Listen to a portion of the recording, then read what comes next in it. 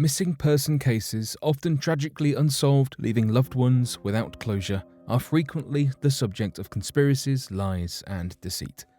Imagine how it would feel if somebody in your family or friendship circle were simply to vanish without a trace. You would do everything in your power to follow up potentially endless leads in an effort to locate your loved one and bring them home. But what if all your efforts were in vain? What if, years later, you were still searching? For some families, this has been the tormenting outcome of not only, in many cases, vast amounts of money spent on searches, but also the endless anguish. Roads connect us to our loved ones and take us on unforgettable journeys. Sadly, they have also been the sites of some sadistic killings and abhorrent abductions.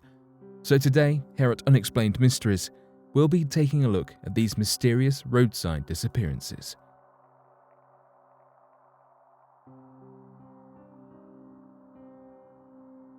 The disappearance of Jean Virginia Sampair. British Columbia, Canada. Sometime around 10 or 11 p.m. on the 14th of October 1971. 18-year-old Jean Virginia Sampair was walking along Highway 16 with her cousin Alvin before he turned back to get a jacket from home. He believed she was going to a nearby shop, but upon his return to the highway, she was nowhere to be seen. Alvin reported hearing a car door shutting, but nothing else. Earlier that evening, Jean had been seen by her brother Rod's wife, Violet. Violet recounted that Jean had been at her mother's house, but had left crying. After attempting to go after Jean, Violet was stopped by Jean's mother, who told Violet that Jean would return. Jean was of Gitxsan descent. The Gitxsan were a First Nation, meaning south of the Arctic Circle, indigenous group. When Jean failed to return home that night, her mother reported her to the Jitsijiyukla Indian band, who, due to protocol, waited for some time to report the disappearance to the Royal Canadian Mounted Police. The search for Jean continued for 8 days, with police officers from other towns joining the search. Alas, despite tip-offs in larger cities such as Vancouver and Toronto, no trace of Jean was found. A 1971 report from the Jitsijiyukla band chief counsellor determined that Jean had drowned, and the case was formally closed in 1985, only to be subsequently reopened after the family complained that there was no conclusive evidence that Jean had drowned. For Jean to have simply vanished was as alarming as it was strange, and subsequent events in the area fueled more sinister theories about the case. Her brother Rod alleged that he had seen files stating that a man named Kenny Russell had found some footprints near Jitsijiyukla River. Although the footprints were never identified, this was the piece of evidence said to be behind the drowning theory. Rather mysteriously, Jean's boyfriend had gone missing soon before she disappeared herself, but was found drowned in the Skeena River nearby. The authorities initially thought that Jean may have committed suicide, but once again, this theory was dispelled as Jean was not known to be a suicide risk. The most chilling theory is that Jean was the second of the first 3 victims of the Highway of Tears, a stretch of Highway 16 where between 18 and 83 people have either gone missing or been murdered since 1970. This theory is supported by the car door noise her cousin heard on the night she disappeared. Worryingly, there is known to be disproportionately high numbers of murders and disappearances of Indigenous women on the victim list. Jean Virginia Sampair may well have been number 2 on that list.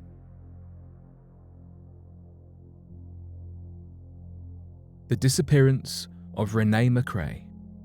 The disappearance of Renee McRae and her 3-year-old son Andrew in 1976 is Britain's longest-running missing persons case. On Friday, the 12th of November 1976, Renee had dropped her eldest son at her estranged husband's house and had then driven towards Kilmarnock, apparently to visit her sister. After turning onto the A9 highway, she was never to be seen again.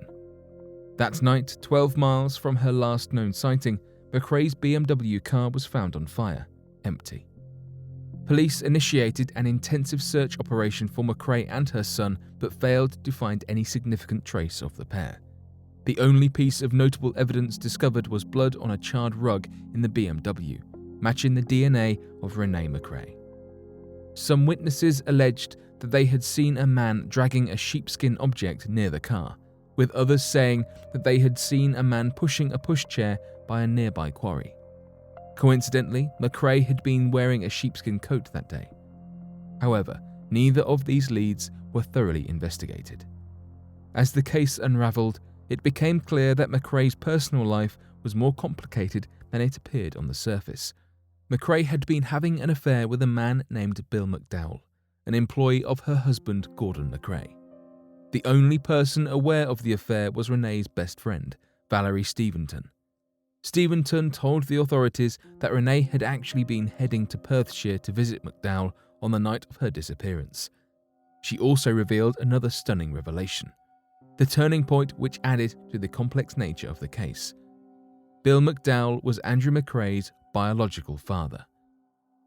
Investigators now had good reason to believe that McRae's presumed murderer was quite literally someone a little closer to home. Authorities began to believe that McRae and her son may have been murdered and buried under the A9 road, which was undergoing construction work at the time. A farmer with supposed divining skills claimed that the bodies lay 12 feet underneath the road and marked this location with a yellow circle. Although Scottish police later announced that the bodies were not buried under the road, not everyone was convinced.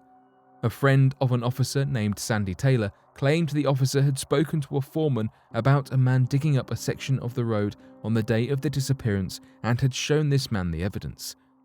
The officer was instantly sure that this man knew far more than he was willing to tell. Suspiciously, the man fled to the US soon after. According to senior officials, Renee and Andrew McRae's case was mired in a sea of deceit and untruthfulness from its start. However, 2019 saw what may turn out to finally be closure for the McRae family, when Bill McDowell was charged with their murder and with attempting to deceive the course of justice.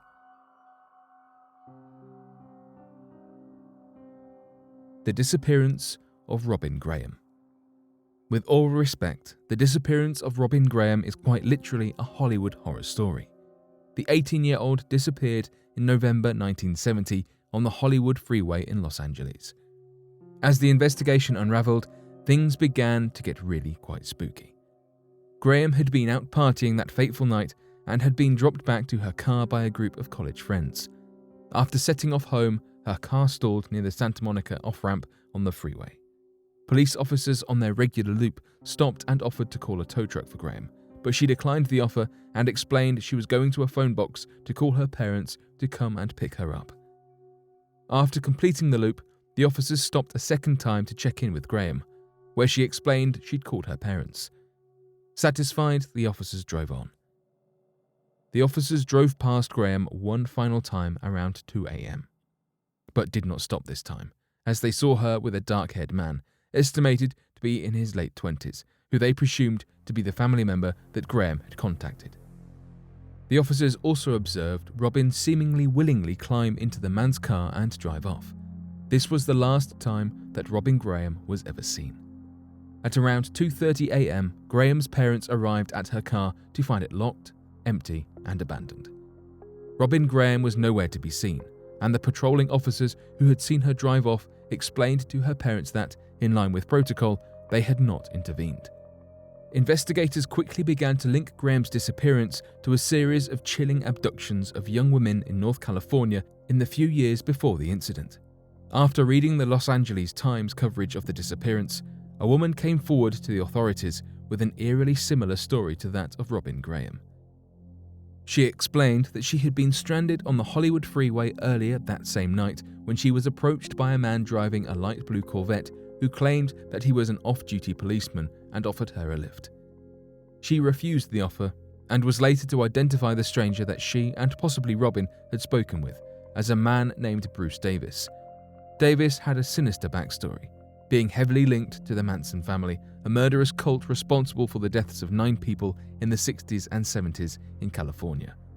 However, the police were more interested in Bruce Davis, suspected of being the deranged Zodiac Killer. The Zodiac Killer haunted North California between 1968 and 1970. In truly sadistic Jack the Ripper style, he would haunt the press with cryptic messages expressing his love for killing humans. The killer was known to strike on the full moon. In a supernatural twist, and like many of the killer's victims, Robin Graham disappeared on a full moon night. Whatever happened to Robin Graham, a very clear message emerges from the events on the 15th of November 1970. Never accept a ride from a stranger. So there we have 3 spine-chilling roadside disappearances. The fact that they occurred on busy highways makes them even more sinister and perhaps more difficult to accept, given their very public location. Roads connect us to our loved ones and lead us to places full of memories. Sadly, for some, memories of their loved ones are all that the victims' families are left with.